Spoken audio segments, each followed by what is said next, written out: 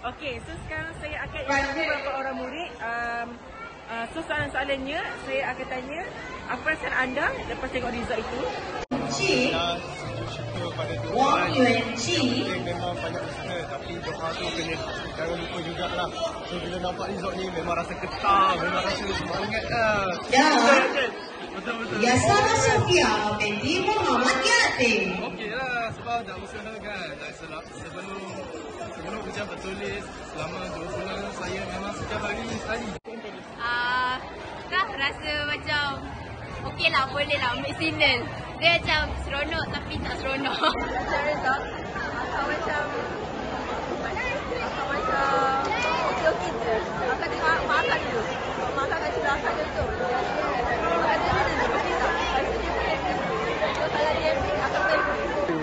Tadi tengok result, terkejut juga dapat lulus semua kan. Lepas sijil, sebelum ni tak pernah lulus, mat apa semua gagal kan. Kali ni alhamdulillah semua atas daripada gagal, lulus lah semua. Bersyukur lah. Yang first, thank you kat parents, dah bagi banyak support. And lagi-lagi kat cikgu juga, banyak dah bagi sumbangkan ilmu lah, masuk diorang untuk abang.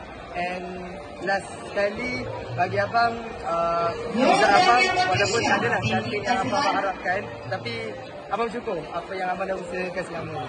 Itu saja. Alhamdulillah,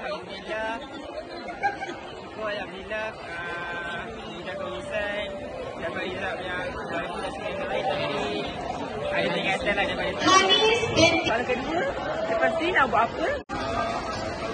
Kalau ada rezeki, Terima kasih diucapkan kepada Puan Hajar Mulia dan juga Puan Mahaini binti Muhammad Zain atas kesudian penyampaian di pemeriksaan sebentar tadi.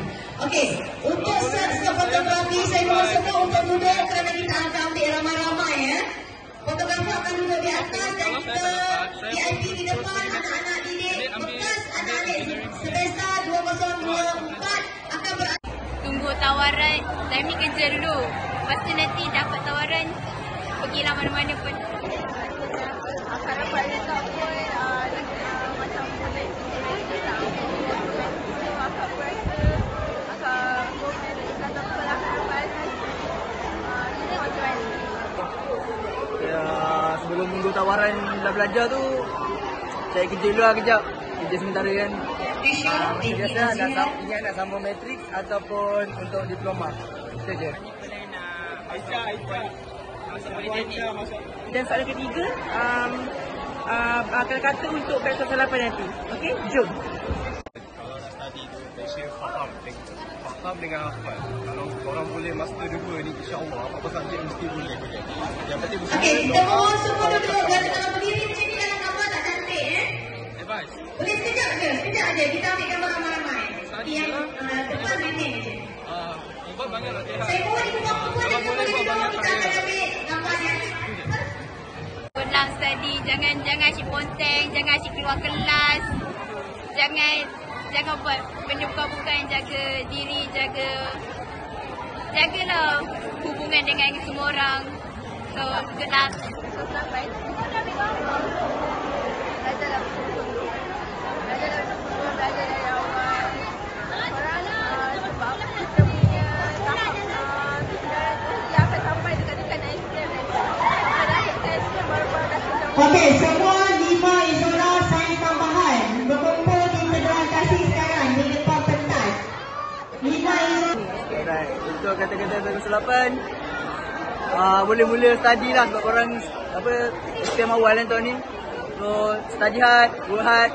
InsyaAllah benda tu akan berbayar balik untuk result SPM nanti. Untuk batch 08, teruskan usaha.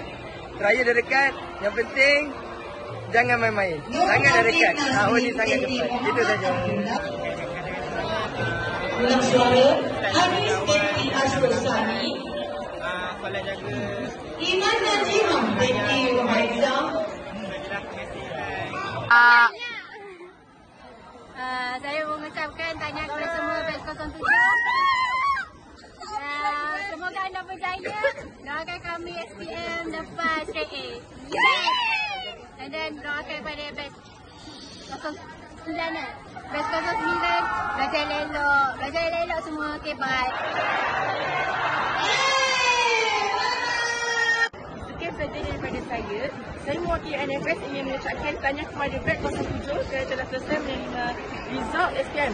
Kami berharap agar anda semua berjaya di masa depan. Terima kasih. Itu saja. Bye.